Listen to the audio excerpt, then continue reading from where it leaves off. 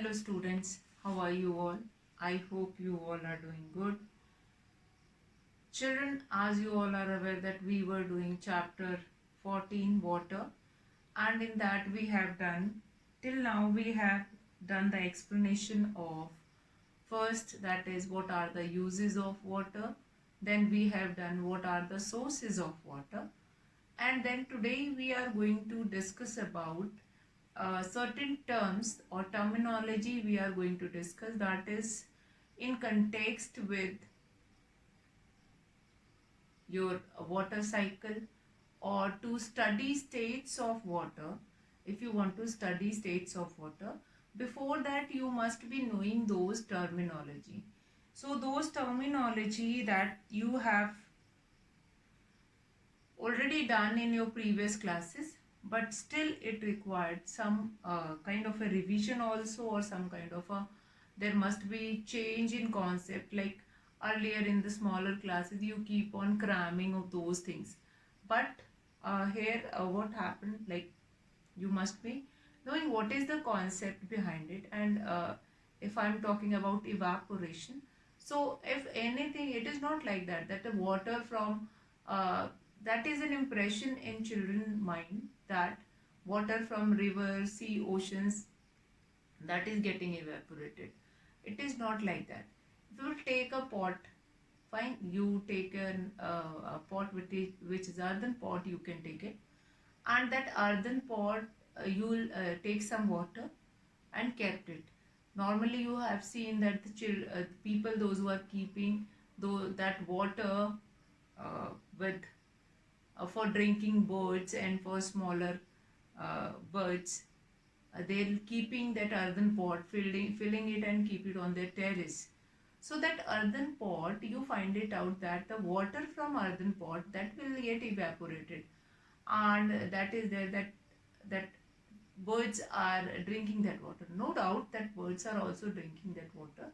Along with that birds, that evaporation process is also continues. If you kept it outside, if you kept it uh, in a on terrace, where directly the sunlight is coming, or the heat is there in the atmosphere, due to that heat only, that will be evaporating.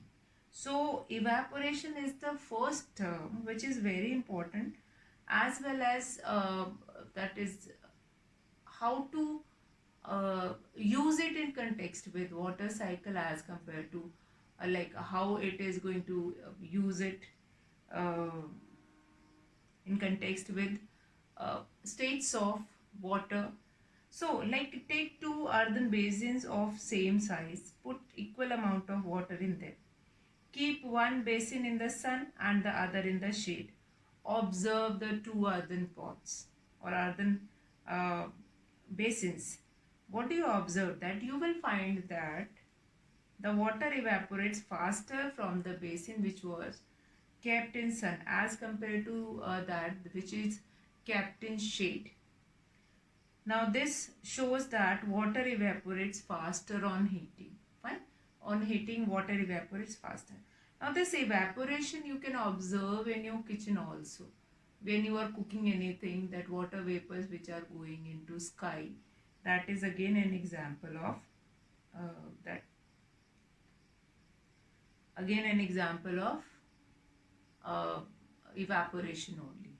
So water, which is water contained, is there in the vegetable, or anything which you are cooking, and that water contain is there, and that water contain is getting evaporated. That water contain is getting evaporated.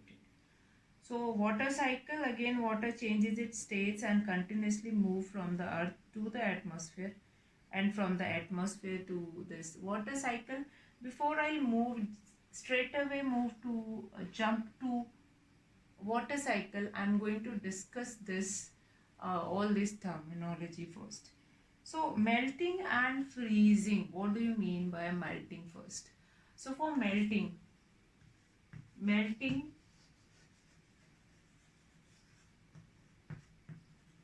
okay, melting means due to increase in temperature, if anything change its shape, change its shape, if it is in solid form it will goes into liquid, that is melting.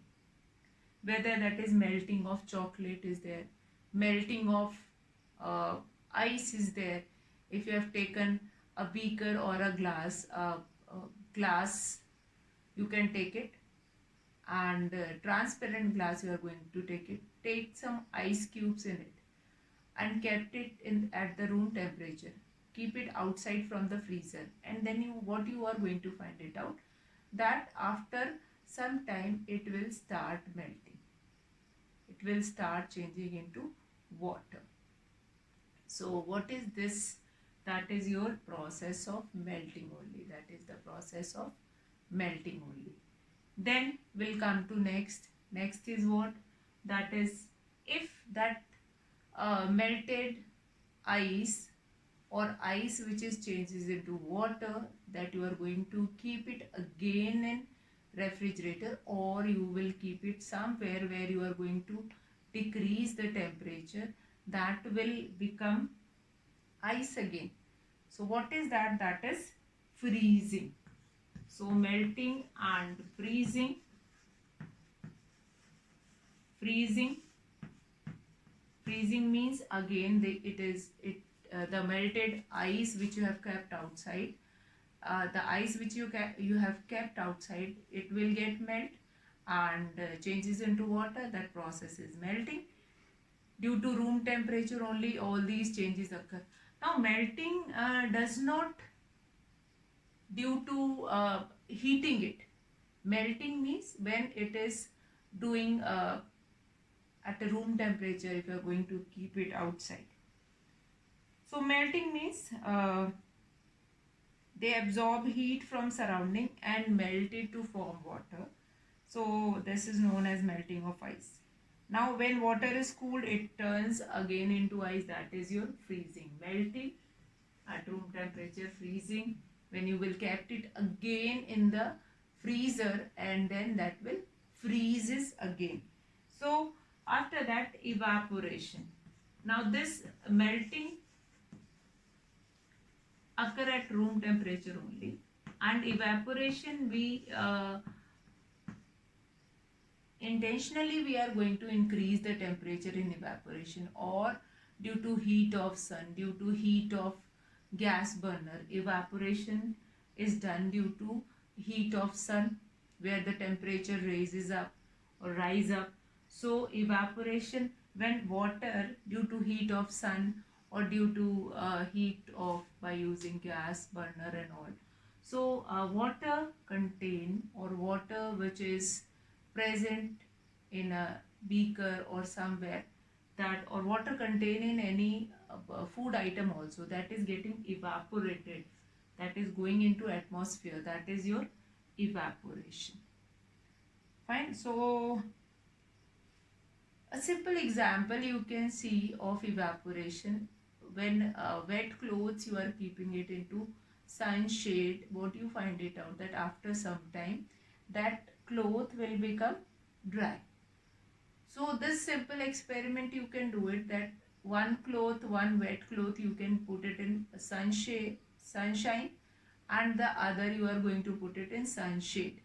Okay, in a shade you are going to put it, and then you find it out. Oh, the one cloth which is kept in sunshine, that will get drier fast. See, it's due to heat of sun, that process of evaporation is faster. Process of evaporation get become faster, and then that will increase the process of this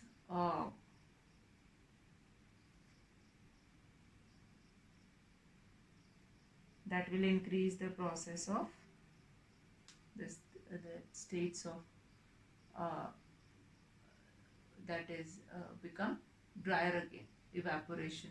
So one cloth which you have kept in shade, that will not become drier as faster as one which you have kept in sun. So evaporation is a process which you find it out not only in your kitchen, in sun also you will be finding in the atmosphere. Now once if there is a lot of rain somewhere and you find it out potholes which were filled with water, certain places which were filled with water. After 2-3 days or after few days you observe that now the water is no more there, water is not left there. So what is the reason behind it? The reason behind it that the water get evaporated from that particular place. Water get evaporated from that particular place. So due to this process only evaporation. Then evaporation, after evaporation we will be discussing condensation. What do we mean by condensation? Condensation means if water is boiling and you are going to cover that boiled water with a lid, what you find it out that water get condensed with that lid. That water vapor, water which is changing into water vapor, it will strike to lid and again it will cool down. After striking to lid, it will cool down and it will again changes into water. Again changing into water, water vapor changing into water again, that is known as condensation. That is water vapor condensing, cooling down and then changing into water again. So water vapor changing into water, that is your condensation. So what these processes are very important, like evaporation, condensation. Then certain more that is now here condensation means once the water changes into water vapor and water vapor condensed to form water again, that is condensation. So here we have done 4 process. I'll explain it once again and then I'm going to erase it. Melting happen at the room temperature only. Any ice cubes which you have kept at a room temperature or outside somewhere, then it will melt and changes into water by increasing temperature. The ice cubes which is present in glass, it is going to absorb heat from the atmosphere and it will be changing into water. Melting, then freezing. Freezing means the water which already melted up, that will be kept in refrigerator and freezes again, that will become freezing. Evaporation, evaporation is done intentionally by increasing the temperature. By increasing temperature, that will get evaporated, water get evaporated, and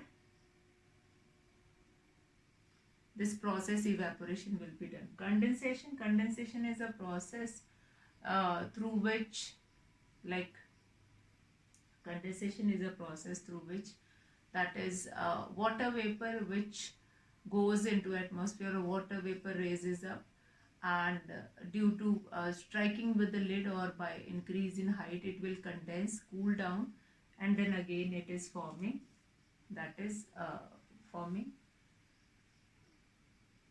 condensing and forming water again. So that is condensation. Now here I am going to discuss one more concept, that is transpiration. That is transpiration.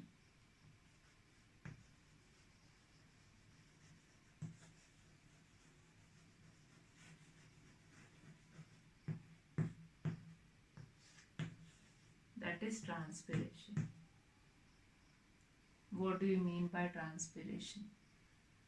Transpiration, what do we mean by transpiration? Transpiration is a process like, what is transpiration? The excess water, like plants release excess water which is present in the form of water vapor through stomata, present in the leaves by a process which is known as transpiration.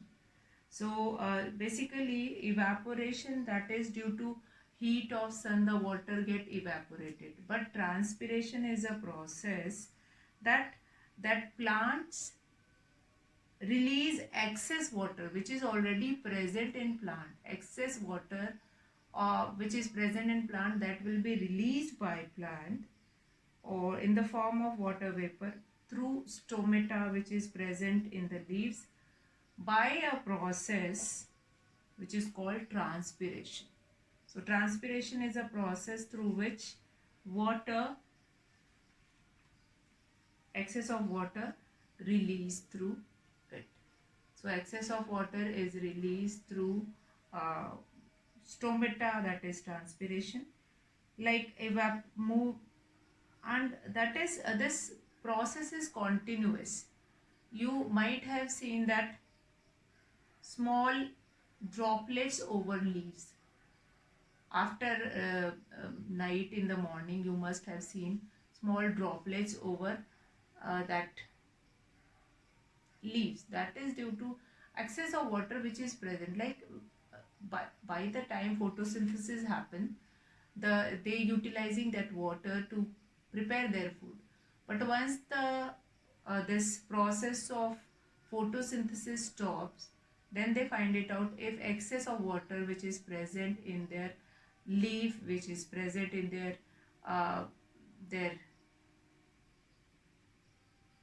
present in their plant, which is not required by them, so that excess of water they will be releasing through this process which is known as transpiration.